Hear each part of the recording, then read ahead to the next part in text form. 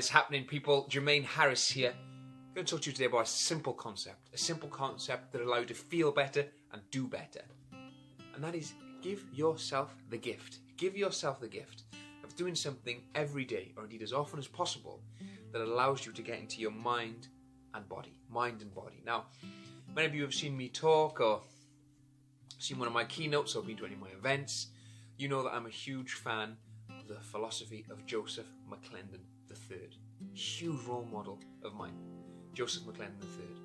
And he's famous, of course, for running Tony Robbins' UPW events alongside Tony. And he loves the concept of shaking the ass. Right? I mean, it even makes me laugh as I say the idea of shaking the ass. And I love to use that concept in my life and at my events as well. Now, getting that music flowing, shaking the ass, moving those hips may not be your thing. It is mine. I've got one of those Alexas in my kitchen, and I'll say, Alexa, you know, play some music, play some dance hall, and I'll shake my ass. Now, I love hitting golf balls and playing golf. So when the opportunity arises, I always keep my golf clubs in my car. If I'm traveling around the country speaking and training, then I can just stop off at a driving range, hit 30 golf balls. It allows me to get into my mind and body, appreciate that present moment, release the endorphins. Now for you, it might be going to the gym, taking part in a CrossFit session, swimming a length, walking in nature.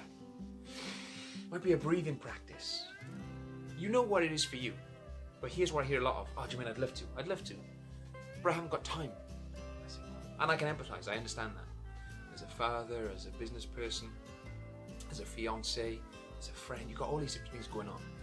I understand that voice in your head that says you haven't got time.